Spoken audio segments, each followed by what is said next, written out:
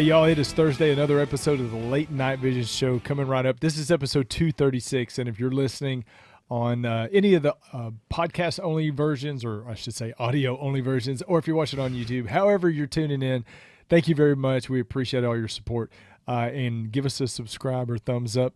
We're going to bring in Jason, the owner of Outdoor Legacy.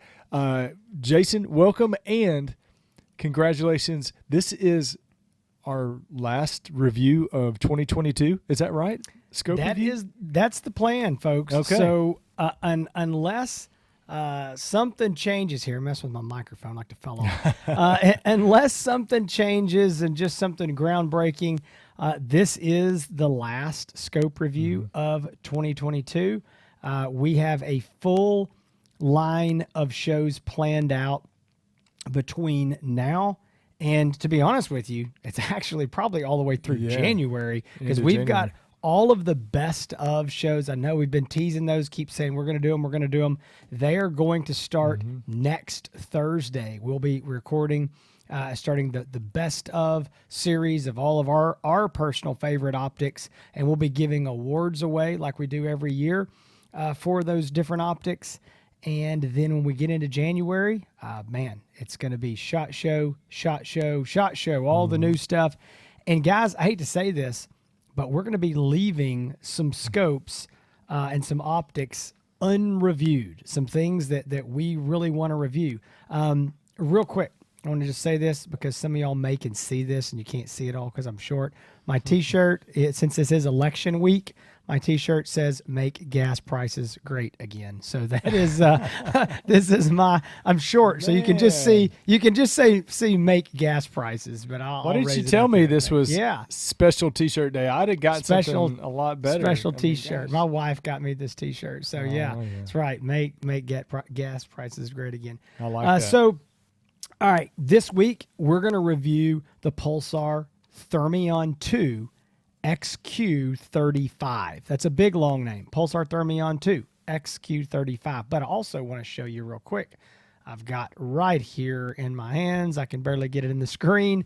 This is the Pulsar Thermion 2 XQ50 with the laser rangefinder. You can see the rangefinder here on the top. Okay, this is a scope Hans and I have been testing, as well as the same exact model, just the XQ50 without the laser rangefinder. So I want to run these down real quick. The XQ35 is what we're going to be reviewing today. That's going to be a 2.5 power base magnification scope. It's $32.99. The XQ50 is a 3 power, same scope. It's just a 3 power, and it's $37.99. And then you have the XQ50 LRF. Same scope, but it has the additional laser rangefinder, and it's $42.99. Another $500 to get that rangefinder. All three of these optics are already available in stock as of right now, us recording this, election week, November 2022. We've got them piled up, sitting on the shelf. I said that. We might have sold out of the LRF. So I'm not sure. Stuff's been moving, but I know this. We've had a bunch of them. They're going to be coming in if we don't have them. So if you're interested in these XQ50s, give us a call, because we don't have time to review them before the end of the year. We really wanted to talk about the XQ35, though, before we closed out the reviews, because it's just it's going to be a super popular scope, and we wanted to, didn't want to leave you hanging on it. Absolutely. So if you are in the boat where you say, you know what, I finally have memorized all of the Pulsar models and names, and you feel like you've got it all figured out, well, guess what? The XQ38 is gone. The Pulsar Thermion 2 XQ38 is gone and is now being replaced by the Pulsar Thermion 2 I'm trying to think of myself. I know. XQ35 Pro. So you have a new model, and Jason, the XQ38 model number has been, it's been a staple since the trail. Yeah, for a long time, and that's going away and being replaced by the XQ35. So, what do they say about that? What does who say? What do I say? What does Pulsar say? Does anybody I care don't what know. I say? Just sounded No, good. What does anybody say? I don't Why know are they what the doing it? reasoning is for this. I want to. Hey, listen, we'll clear this up right now. Probably answer a question for some people that are watching. I've already had some guys say, "Well, wait a minute, we're going from a 38 millimeter to a 35 millimeter. That's a downgrade, guys." You got to get that daytime optic mentality out. It doesn't always work that way with these thermal optics. I promise you, you cannot tell the difference in a 35 and a 38 millimeter with all things being equal. These scopes aren't equal. The spoiler alert, the 35 has got a better image quality than the 38. So just forget it. The field of view stays the same, and we're going to get into all this, but don't worry about the 38 versus the 35. This scope is good to go. You will not know the difference. They could have lied to you until it was a 38 and you'd have believed it. So it is a good scope, and it's hard to believe, though. You're right. We had the Trail XQ38. We had the Trail XQ38 LRF. That was a long time ago. Then we had the Thermion XQ38, Thermion 2 XQ38. It is. That's been around for a long time, and now we're to the 35. So a lot of people also get concerned when when you kind of have to talk them off the ledge a little bit, but people get concerned when a manufacturer discontinues a model. There's this instant alarm or panic of, oh, well, it's discontinued because there's a problem with it. There's got to be a reason. Because they got rid of the XQ38 or it's discontinued. And it's not that it's discontinued forever. Jason, the Trail, when the Thermions came out, it was the XM38, and then they switched back to the XQ38. So, it may not be gone forever, but just because it was discontinued and they've moved it and they've got a new model number doesn't mean it is not an indication of the lack of quality of the XQ38 at all. Fantastic scope, but every couple of years, all manufacturers will revamp. They'll re-release. They'll release new optics, new models all the time. It's just the cycle of business, and don't get concerned over that. Yeah, I mean, I talked to a guy today on the phone about this. He was concerned not about this model, but another model. I was like, well, there's something wrong. Why'd they discontinue it? And I was like, how often does Apple come out with a new iPhone? How often does Ford and Chevrolet and Dodge change something in the trucks? I mean, every year there's got to be something different so they can justify whatever. And it's, you know what? It may not seem much to you or me today. You're like, well, I would not go sell my truck to get the 2023 model. Well, that's understandable. I wouldn't go sell my XQ38 to buy the XQ35 today. But after about 3 models of that, you go, gosh, there's a big difference. There's a lot of things I like there. So I think that's the same way. This is just an incremental inline upgrade. And again, another spoiler alert. If you got the XQ38, the Thermion 2, I would not go run out and sell it today to buy this. I was about to say. Yeah, you gave away all the beans in the beginning of the show, but y'all can just cut the show off right now. No need to watch anymore. Hey, listen, let's get into this review. We've already been kind of teasing y'all out. I want to say one quick thing before I jump into the specs. If you are looking for a night vision or a thermal optic, Hans and I would love to have your business. You can give us a call at Outdoor Legacy, 877-350-1818. You can go to our website, outdoorlegacygear.com. Hans and I pride ourselves on using every single optic we sell. Not just turn it on and look through it. We go out in the field, we hunt with them, we look at animals with them, we see how they perform in the different conditions, and we're here to help you, and we would love to have your business. So if you're looking at purchasing one of these scopes, you want to do business with Outdoor Legacy, you want to support the Late Night Vision show, but you're like, I really don't know exactly which one. You've got too many models. There's too much going on. That's what we're here for. You give us a call. We'll walk you through it. We'll figure out what works best for you based on, we can ask you some simple questions, figure it out, make the recommendations, and then we'll be glad to help you with the sale, and we would love to have your business. So that is our shameless plug before we jump into the specs. Hans, anything you want to say before I get into rolling through these specs? No, like always, we're going to be rolling a little bit of video while we're doing the specs. We're also going to be doing the unboxing or what's in the box and also a walk around. So stay tuned for all that and all of our nitpicking dislikes and dislikes and likes at the end of the show. Dislikes and dislikes. Yeah. All right, here we go, folks. I got me a drink of water, so we're good. All right.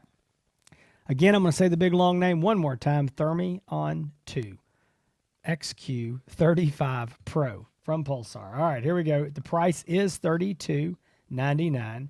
It's a 384 by 288 thermal resolution sensor, 17 microns. And the claim to fame on this is it is a sub 25 NETD rating. Now, what does that mean in layman's terms? Because that's the only way I can give it to you. Is that that just means it is a more sensitive sensor, and that's a good thing. So that means that you're going to get more detail out of animals. You're going to be able, the scope or the sensor will be able to see smaller differences in heat. So that's a good thing. So any TD sub 25 millikelvin. It is a 35 millimeter objective lens. It is a fast f1.0 lens. It is a 2.5 power base magnification optically. It does have digital zoom that goes up to 10 power. Field of view is 56 foot at 100 yards. That's exactly what all of the XQ38s have ever been. All the way back to the trail, they've always been 56 foot at 100 yards. It's got an AMOLED display, 1024 by 768. Detection range, according to Pulsar specs, is 1,350 yards. Identification range, this is always one of those things Hans and I like to give our opinion on. We try to be realistic. We try to be conservative. You may get the scope. You may look through it and you may say, man, it's nowhere near that far for me. You may get it and say, gosh, what's wrong with these guys? They need their eyes checked. I can see twice that far and identify. But the way we come up with this number is what we feel is a reasonable, conservative distance that we can identify a hog or a coyote from a deer or a calf. And doesn't mean that you might not be able to tell a deer at a further range, but this is a determining so that you could make a shot or a safe. This is a positive identification of what this animal is, and we would set that somewhere around the 350 range.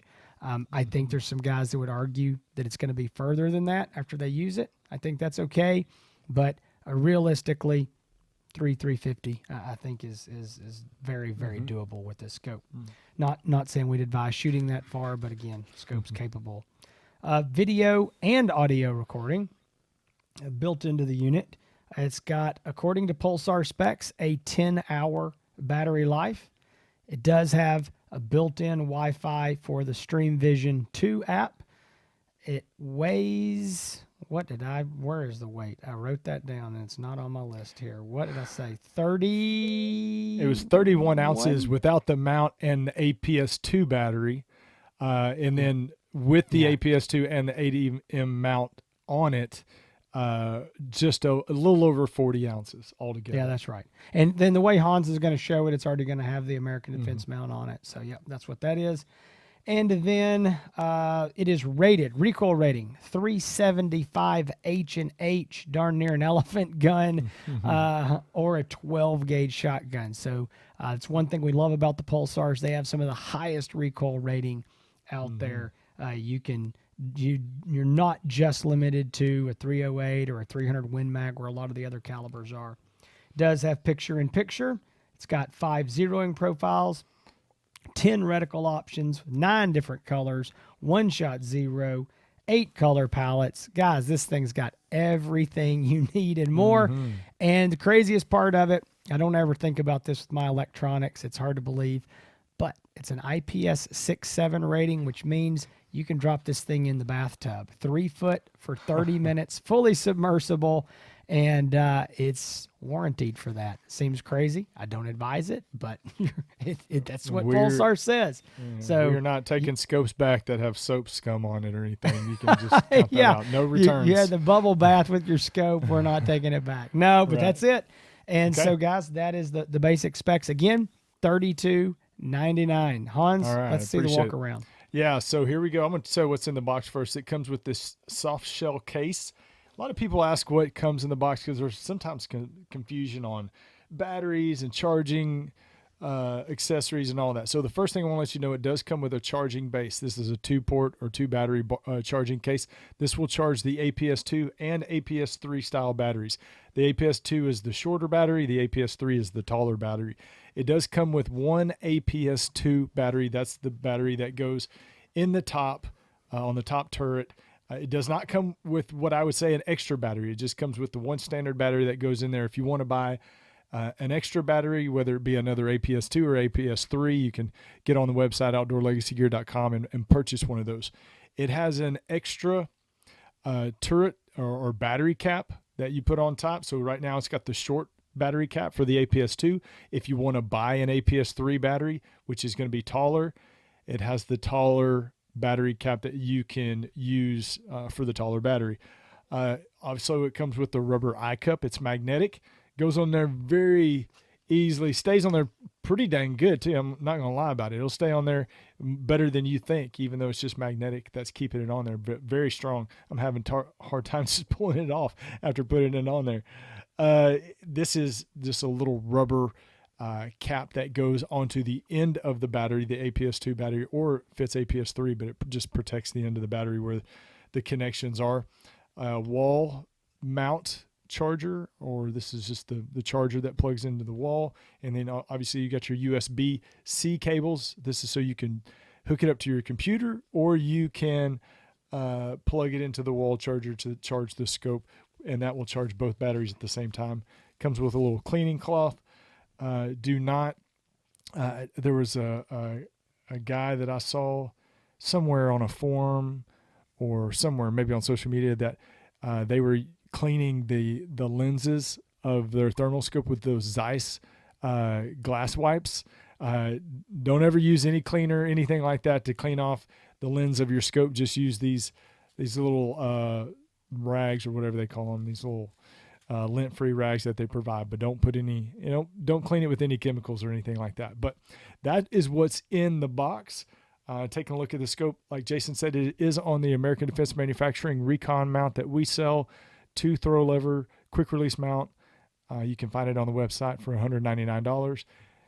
Opening the lid, it's got a spring-loaded hard plastic protective lens cover. So it's spring-loaded. You push that button, it opens up all the way, and it flips around too. So if you're right-handed or left-handed, you can move this whole thing around so it's easier to open depending on which hand is dominant for you.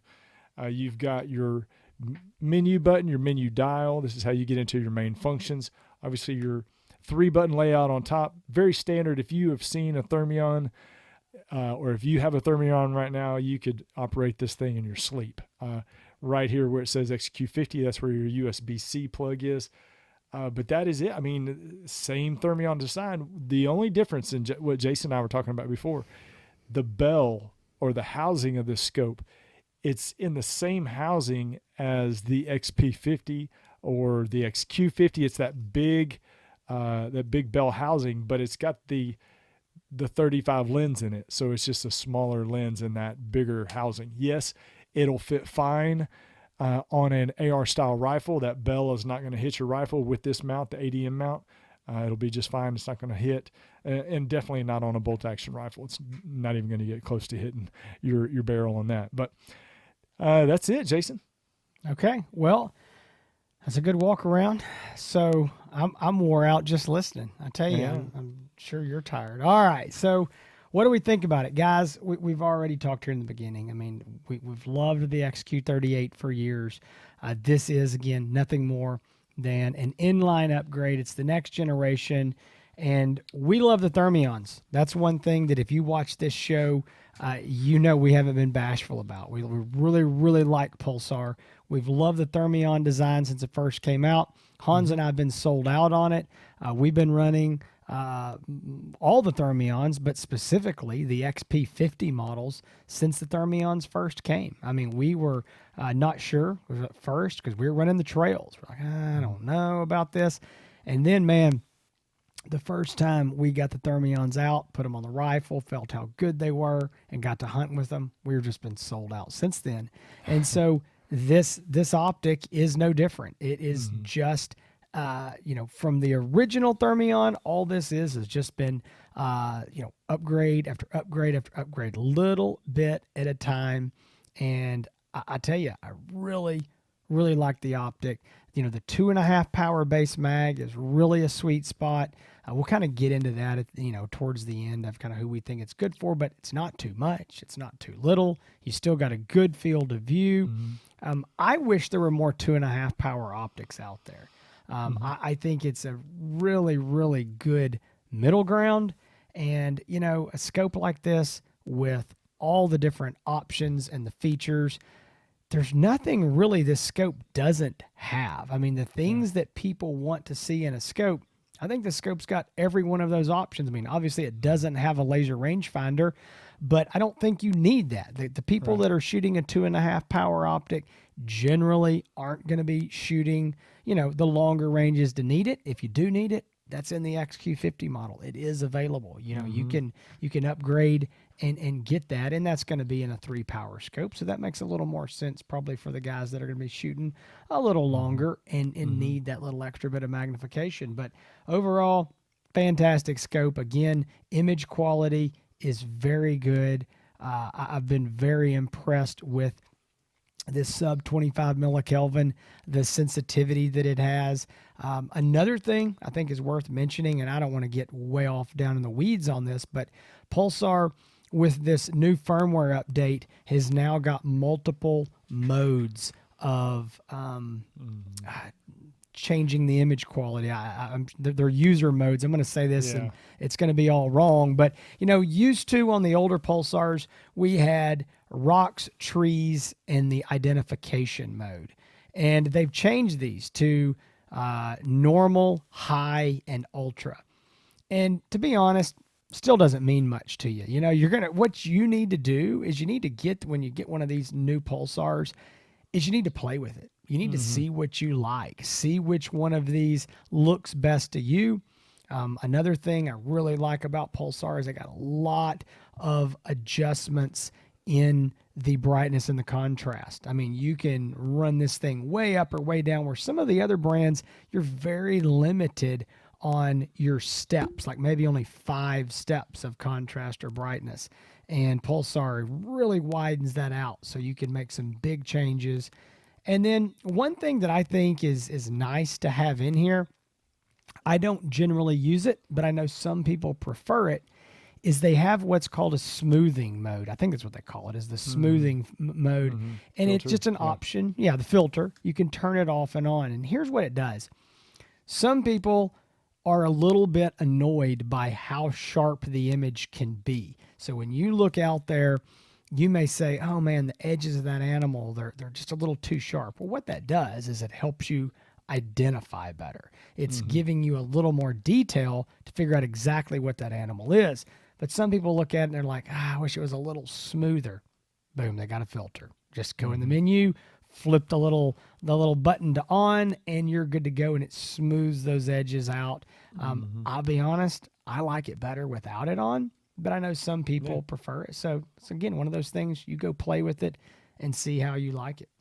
So let's talk just a minute about those user modes where it used to be rocks and forest, and now it's normal, high, and ultra, because I want to give a shout out to Ludus from the factory, who we got a chance to spend some time with here again recently. And he does watch this show quite a bit. So that's scary. It's the part I don't like. Ludus, I know you're watching right now, so thanks for tuning in. But he explained in our meeting when we were looking at this optic a while back, that those user modes, and I think I've been guilty of this. Maybe both of us have been guilty of it. But when you see something that says normal, high, and ultra, what are you going to put it on every time? I mean, you're going to crank that sucker up to ultra every time, because you think, well, if normal's ultra's good, better. Yeah, if normal's good, then ultra is going to be 10 times better. So that's not necessarily the way it needs to be. So if I remember correctly, the way that Ludus explained it was that normal is good for just your basic conditions, good weather, not terribly high humidity, just normal conditions that are good. Ultra is going to be in conditions that are not as good. High humidity, conditions that maybe some fog, maybe some light rain. So I would not turn the Pulsar scope on and automatically crank it up to ultra and leave it on ultra all the time, because I've gone out and tested it, and there are cases where normal looks better than the ultra mode. And if you've never seen a Pulsar scope, this makes zero sense to you, but we had to put it in because Ludus kind of gave us a talking to and called us out on it, because we recorded some videos in ultra when we probably might have looked better in normal. But yeah, so anyway, in our defense, I had it out of the box about 15 minutes, so I was like the kid at the candy store. Exactly. But I think and I want to say this.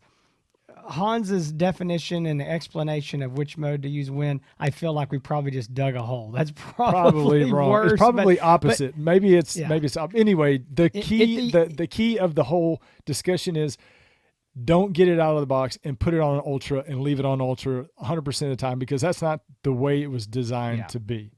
Don't flip every switch to on. Just because the switch is there doesn't mean it has to be flipped on. Exactly.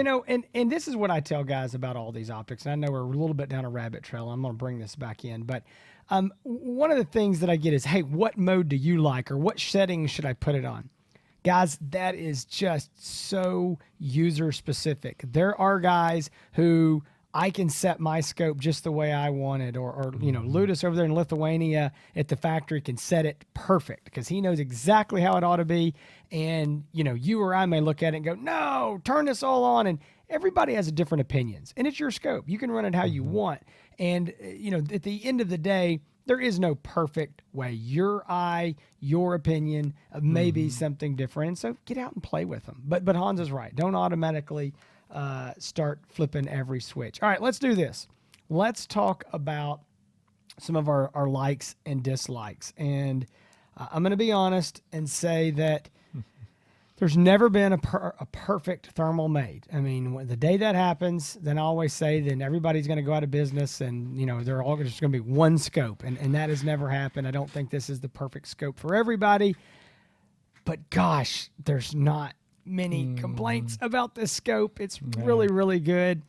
And I'm going to go out on a limb, and I'm going to say that, and I'm sitting here, guys, I'm looking at this XQ50 LRF, which it's basically, again, the same body, same design, same housing. I'm just looking at it. I mean, one of the very few things that I can come up with that if I was, had my magic wand to build the perfect scope, I guess I might change. And this is things that we hear from end users as well. I think I wouldn't have the internal non-removable battery. I think it would be nice if we could get that battery out. I understand why we can't. We also have other manufacturers who are now making a similar style scope, and you can't get their battery out either. I mean, it just is what it is. I think the other thing that I would prefer is, instead of having the APS-2 or the APS-3, I would love to have this be a generic battery that, I can go buy at a battery store online and not have to be the proprietary battery. Again, I understand why Pulsar is doing what they're doing.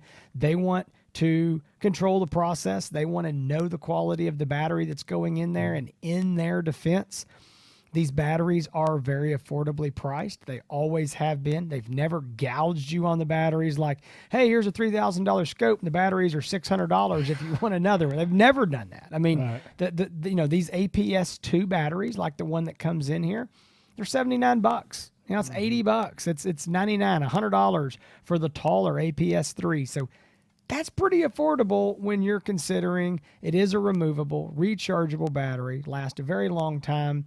And you're talking about putting it in a, $3,000, $4,000, $5,000, $6,000 scope.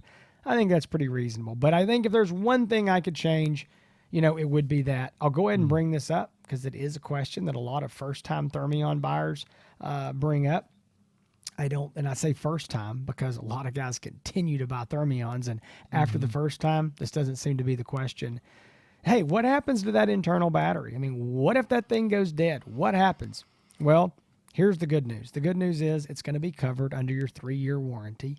And after that warranty, Pulsar USA has said that they will replace that battery, send the scope in, and for some normal, reasonable fee. Okay, so they're going to have to crack the scope open, pull the battery out, put a new battery in. I don't know what that fee is going to be or what it is, but they've said it would be reasonable, and they're not going to be trying to gouge everybody to do it. I mean, it will require some hardware work to get the eyepiece off, pull the battery out, put another one in. So the question is, hey, how big a deal is this? It's got an internal battery. What am I looking at? Well, again, obviously, I think if we all had our way, and including, Pulsar at the factory, I think everybody would prefer not to have that internal battery. But Thermion's been around now going on 4 years, and we're seeing very, very few of these scopes that the battery's dying. I mean, I think they're good to go. I don't see a big problem. Well, eventually, could you have a problem? You could. Another good thing to know is that if that battery dies inside of there, the scope still works. The top removable battery works. You can plug it into this USB port on the side, a battery pack, and run it. So I'll be honest, it would not be my concern. But I would say overall, I guess if there's one thing I could change, that would be it. Hans, do you have any other, complaints that you think are worthy of bringing up? What we talked about, and to answer your question, no, I don't. I mean, really, the battery in the past are really one of our few negatives with the Thermion was the battery life, and they've listened and they've improved the battery life, and they've done a good job doing that. So, I mean, it's a very, I guess, generic dislike about the internal battery, but there are other scope manufacturers that have similar style of scopes. Like you said, with internal batteries, it just has to do with the design and space and trying to fit everything in there and make an optic that has decent battery life. So I always tell people this: if you don't like it, pretend it's not there and don't use it, because if they didn't put it in there, that's exactly what it would be like. If you want to give up 4 or 5 hours of runtime, just pretend it's not there, because like I said, you don't have to use it. But let's talk about the pros, because this scope's got a lot of pros. I'm going to start this because I talked about the negatives, so I want to say something positive here, redeem myself. I think if I have one major, no, I'm not going to have one. I'm going to have two. I got to have two majors, and I'll let you take over after this. I'm going to take the two big ones. Okay. One, I think, is the overall fit, finish, and design. When you pick up a Pulsar product, you know it. Okay. These are legit scopes. They are very, very finely made. You're spending this kind of money, this is what you expect to get. I mean, the rubber, the feel of everything, the housing, these are the real deal. Okay. I mean, you're not going to get this and feel like it's just a cheap pile of junk. They are very, very nicely made. And I think when you get it, you're going to go, I'm glad I made this purchase. And I think even putting it up against other manufacturers and other brands, even some scopes that are way more expensive than these, you're getting that Pulsar fit and finish that they're known for. Absolutely. And I think that the other thing is just the ease of use. Pulsar has been improving for years the menu and the general user interface of the scope. So when you're in that menu and scrolling through things and making changes, it's very easy, very intuitive. The things in this menu now look so, I can see the similarities back to like in 2013, 2014, when we were really first getting into the Pulsar optics. A lot of the thermals and the night vision was still really big then.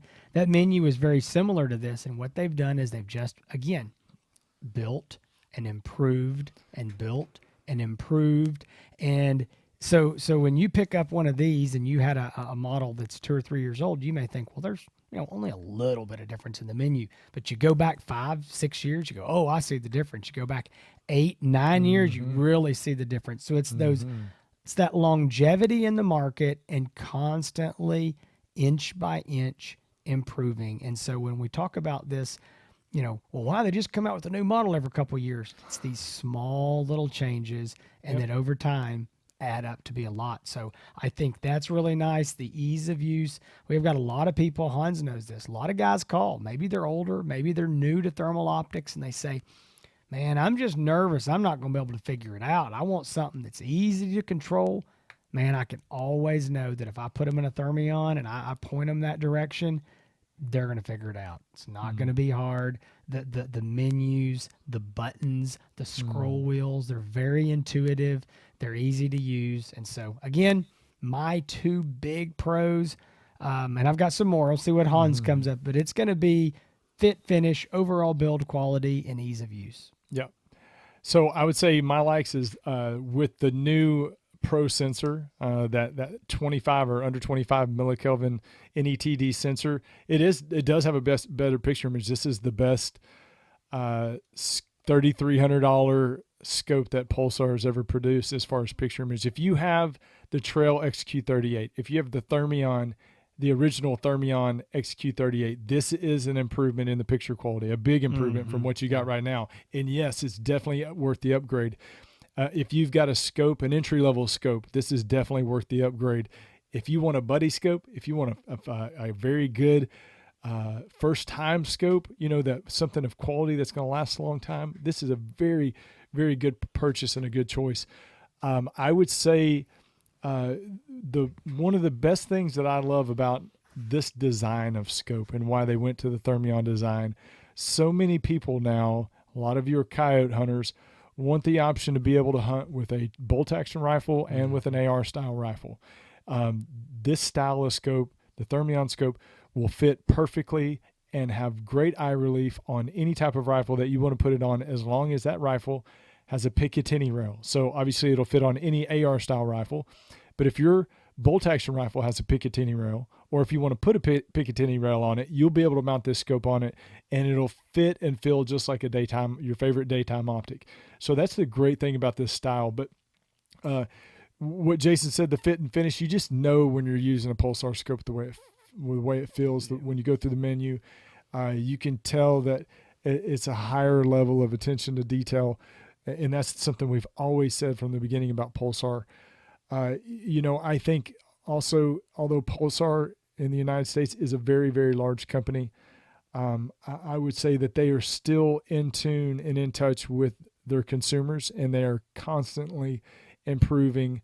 Like you said, Jason, these small incremental improvements over time end up to be very large improvements. And what you look at, what you have here versus, I just keep thinking about the Trail XQ38, which is a scope that I used very early on in my career doing this. The advancements since then is just phenomenal. The picture image, the features, everything you're getting, it's just a night and day difference almost. But I think that, again, this is the best $3,300 scope, or under $3,700 under the XQ50. This is the best one that they've ever produced as far as picture quality. We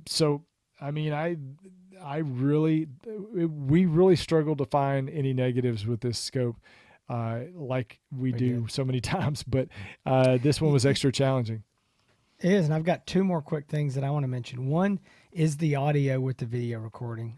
Guys, I don't think this is the end of the world for most guys, but there are a lot of people out there that they really, really want audio recording, and that's a hang up. We'll be talking to them on the phone. They say, does whatever scope have audio recording? No, or yes, but it's not any good.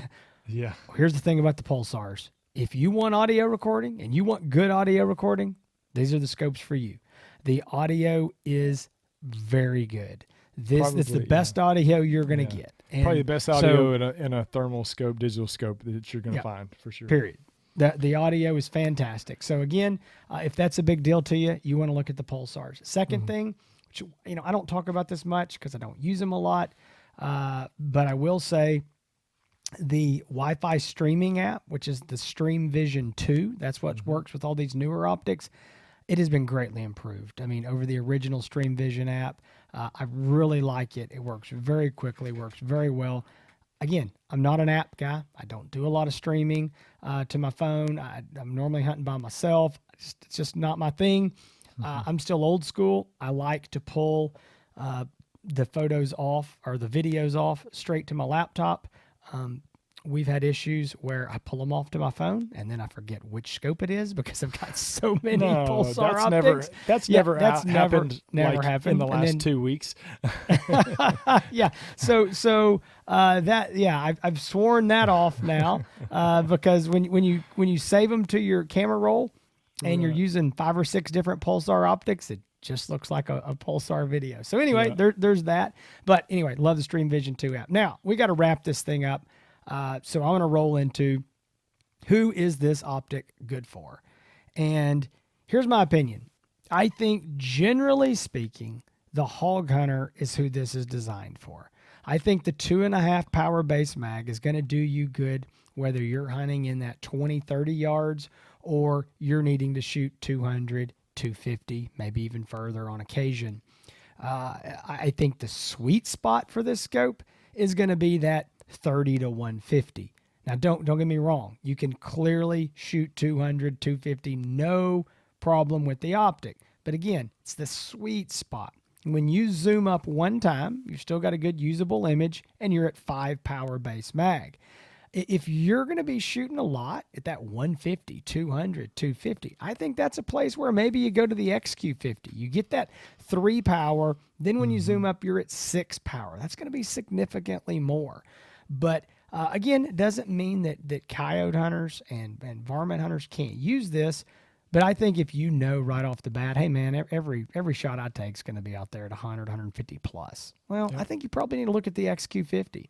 I think this is definitely going to be for the guy who, on average, is keeping most of those shots, under that 150 mark. Yeah. And it's a really good all-around scope. Hans already got into it. I'm not going to beat the dead horse about, put it on bolt guns, put it on AR-15s. It's very, very versatile platform. So maybe you're going to do some coyote hunting and you're going to do some hog hunting. Maybe I think this is the kind of scope that can, I don't want to say do it all. I don't want to say this is the one size fits all because, again, no scope is one size fits all.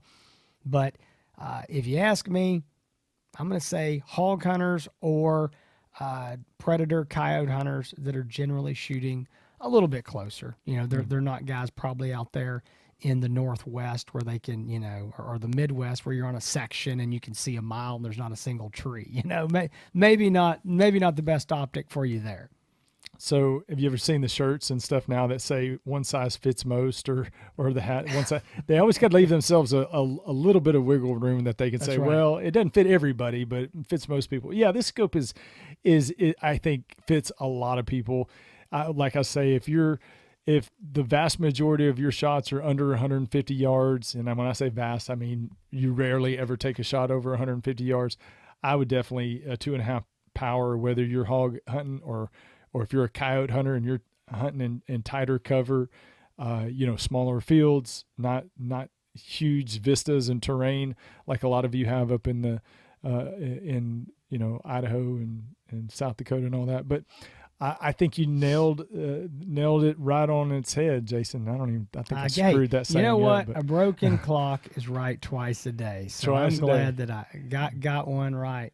But all right. So I'll go ahead and roll out. How about we do this, Jason? We're going to switch it up. Go for it. All right. So if you're looking to purchase the Pulsar Thermion 2 XQ35 Pro, hop on over to outdoorlegacygear.com.